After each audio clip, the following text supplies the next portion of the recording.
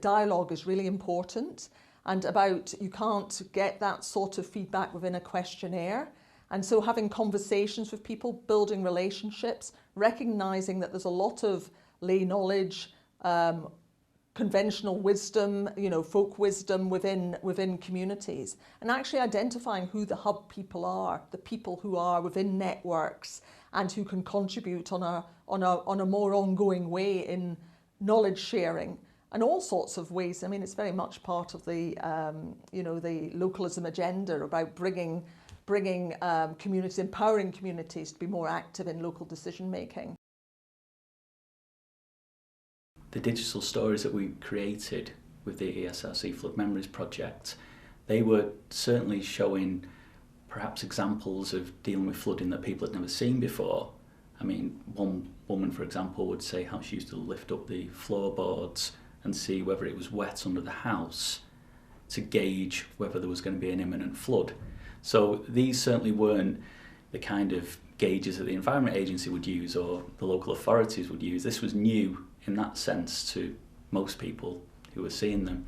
But they were also, due to the format, they were also more powerful. The local authorities are already using our research. They were, through the project actually, they were using some of the early stories for training within their organisations so that they were able to bring the community voice into discussion within their organisations. They have also been using the stories, taking the stories out there, perhaps using is not the right term, but actually taking the stories out there, exchanging the stories as part of their engagement activities. At some of the events, we did find that we had to have a kind of disclaimer, if you like, at the start, explaining to people that this is an emotional issue, it's an emotional story. You're seeing somebody's house that's been destroyed, they're talking about possessions that they'll never get back again. Because when we initially showed the story at pilot events, people were getting upset. Such was the power of the digital testimonial. Recognising that when you're coming into a complex, a challenging problem like flood risk management, then expert knowledge alone will not answer those questions. And so actually looking and appreciating and understanding how to work with different forms of knowledge is really critical to resilience building in all its forms, whether it's around coping, bouncing back, adapting, or ideally transforming, in terms of how communities work with environmental stresses. When we gave people sheets afterwards, having seen the digital stories about the flooded events, frequently people, when asked to write down words, would say community, community, and they'd talk about this kind of Dunkirk spirit some people wrote down on these forms. It definitely ignited a kind of community spirit in the communities that were seeing these videos. People would say, oh, it's amazing what you can do when you come together, and the other word that came up was neighbours. People were quite moved by what neighbours were doing for fellow neighbours who'd been flooded.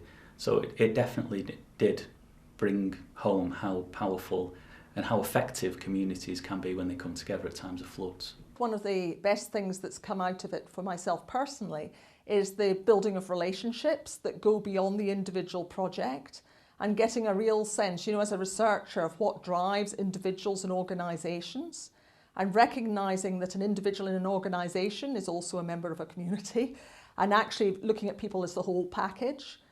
And a key part of being a researcher, I think, in interprofessional research and co-produced research is about building those trusts, that sense of trust beyond the individual project. There were certainly members of the community who were very happy to get their voice heard and to be listened to. Certain people felt that they'd been banging their head against a wall, perhaps they'd not had a very good relationship with the local authority, sent letters over the years and perhaps were in this permanent state of opposition with authority, and through our project they were then able to produce something positive and work alongside the Environment Agency and local authority. So we afforded them that opportunity that hadn't existed before.